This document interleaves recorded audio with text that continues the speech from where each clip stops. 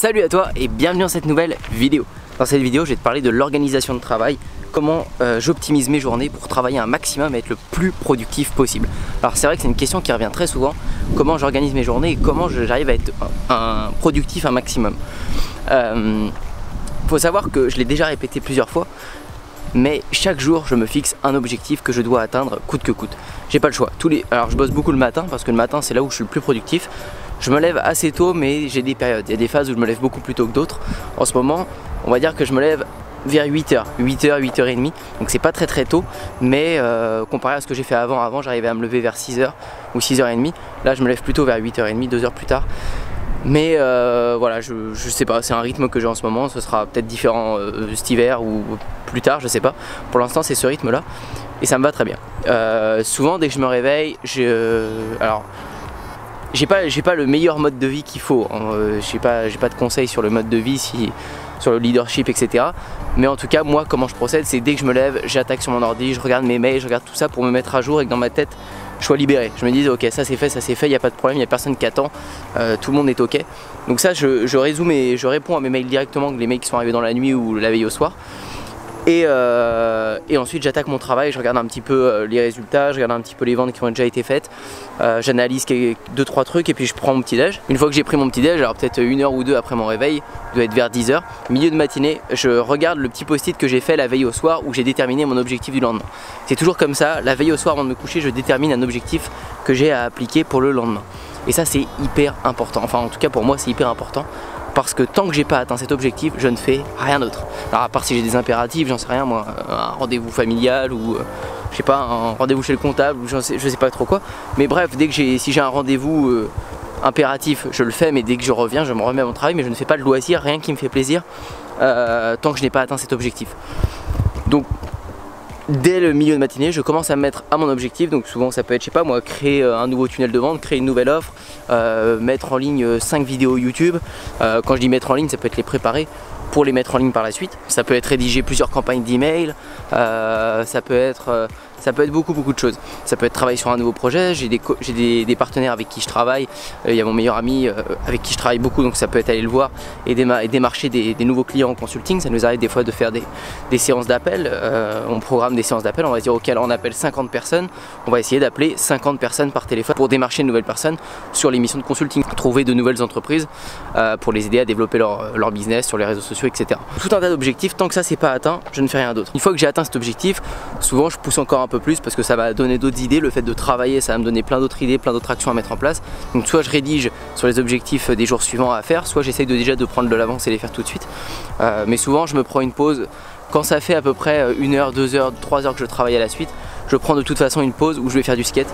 Je vous ferai une vidéo bientôt sur un nouveau skate que j'ai reçu qui est un petit peu original, et donc je vais me faire des balades tout le temps en skate. Ça me fait du bien, ça me fait sortir et puis ça me fait repenser à mes idées, ça me donne de nouvelles idées. Donc je fais un tour où je vais faire un foot avec les potes, où je fais un truc, je sors. Une fois que ça c'est fait, je me remets à mon boulot et je refais mon objectif. Quand mon objectif il est fini, soit après je fais mes activités, donc je retourne faire du skate, je vais faire du surf, je vais faire n'importe quoi, je me vide la tête, je vois mes amis, je profite un peu de ma copine, de ma famille, etc. si je peux. Tout ce que je peux après c'est vie personnelle. Après, au niveau du matériel, je ferai peut-être une vidéo plus tard si ça vous intéresse, mais je travaille avec un MacBook Pro. Je travaille avec un MacBook Pro qui est en 15 pouces et je mets un deuxième écran en 27 pouces. Je trouve le deuxième écran c'est presque indispensable, en tout cas pour moi maintenant je suis habitué. Je gagne beaucoup de temps à travailler sous 2 écrans, on peut suivre quelque chose sur le grand écran, appliquer sur l'autre petit, etc. Enfin, c'est vraiment très pratique. Donc je travaille avec ces 2 écrans là, j'ai après des disques durs, etc. en 4 ou 5 Tera parce que dès que vous allez faire de la vidéo ça prend énormément de place. Donc j'ai beaucoup de mémoire pour stocker. Et après c'est tout. Niveau fait, j'ai beaucoup de documents, c'est-à-dire j'aime bien écrire toutes les idées que j'écris. J'ai un grand tableau que vous avez déjà vu où quand je fais quelques tutos. Là-dessus aussi je pose mes idées, je fais des schémas de mes tunnels de vente, etc. avec des flèches, machin. Ça m'aide beaucoup à poser mes idées, à extérioriser. Mais voilà, en tout cas mes journées de vente c'est toujours défini par un objectif précis. Alors ça peut être plusieurs hein, mais c'est vraiment une liste d'objectifs que je dois atteindre. Et si j'ai pas atteint ça, j'ai rien le droit d'autre de faire. Par contre ça m'est déjà arrivé plusieurs fois de passer jusqu'à 2h, 3h du matin pour atteindre cet objectif, pour fignoler ça. Et ça m'est déjà aussi arrivé de pas réussir à l'atteindre.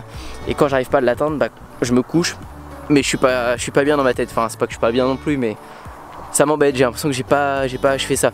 Bon, souvent j'ai déjà achevé beaucoup de travail parce que si j'ai mis du temps avant de le finir cet objectif, j'ai passé la journée dessus, c'est que c'était long, donc j'ai dû faire beaucoup de travail, donc là je suis content, mais j'ai pas fini, donc c'est pas le top. En tout cas, je vous conseille vraiment de vous fixer un objectif à atteindre dans la journée, c'est vraiment essentiel pour avancer et poser une action chaque jour sur votre business. Et là-dessus, je vous conseille vraiment de ne pas travailler tous les jours sur la même chose. C'est important. Moi, un jour je touche à YouTube, un jour je touche à Instagram, j'essaie de refaire des stories, un concept de story ou d'autres vidéos. Un autre jour j'essaie de mettre des vidéos sur Facebook, un autre jour j'essaie de tout retravailler toutes mes pubs, un autre jour j'essaie de faire des emails, etc.